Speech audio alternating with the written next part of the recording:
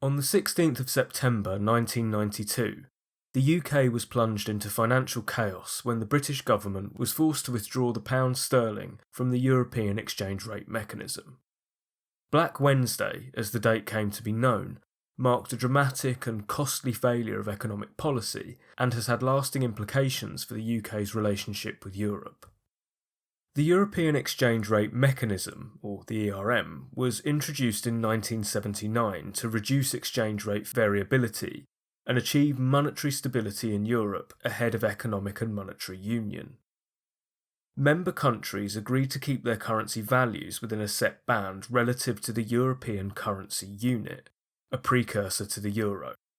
Britain joined the ERM in October 1990 during the tenure of Margaret Thatcher, with the main driver of the move being her successor John Major, who was at the time her Chancellor of the Exchequer.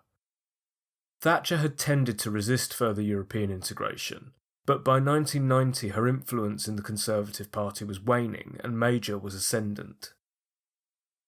The pound was pegged to the Deutschmark, the strongest and most stable currency in the system, at a rate of 2.95 Deutschmark to the pound, with a permitted fluctuation range of 6%. At the time, inflation in the UK was high, as was unemployment. In an attempt to combat this and to maintain the value of the pound, interest rates had been kept relatively high for several years.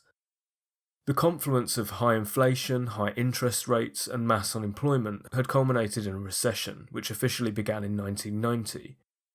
German reunification, also in 1990, led to rising German interest rates, putting further pressure on the UK economy. Speculators grew increasingly sceptical of Britain's ability to maintain the pound's fixed rate, especially as the fundamentals, including inflation, unemployment and productivity, did not support a strong pound and, if anything, called for devaluation. On the 16th of September 1992, markets launched a full-scale attack on the pound, believing that the UK government would be unable to sustain its position in the ERM.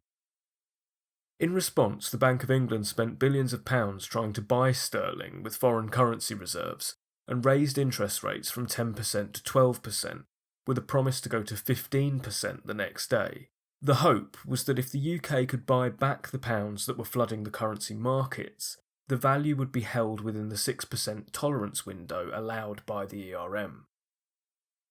However, these drastic measures failed to reassure investors, who couldn't be dissuaded from betting on a drop in the pound's value.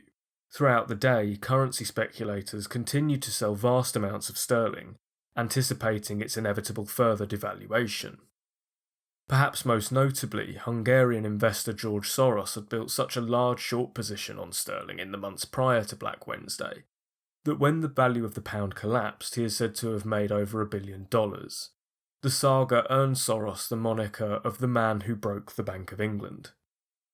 By the evening, the government had capitulated and Chancellor Norman Lamont announced the pound's immediate withdrawal from the ERM, allowing it to float freely on the currency markets for the first time in 2 years. The pound quickly fell in value and Britain's economic strategy was in disarray. Assessing the impact of Black Wednesday is complex. Politically, the fallout was severe. The failed attempts to keep sterling in the ERM cost the British government not just credibility but also billions of pounds of public money. The Conservative Party's reputation for economic competence was deeply damaged, so much so that it undoubtedly contributed to its landslide defeat in the 1997 general election.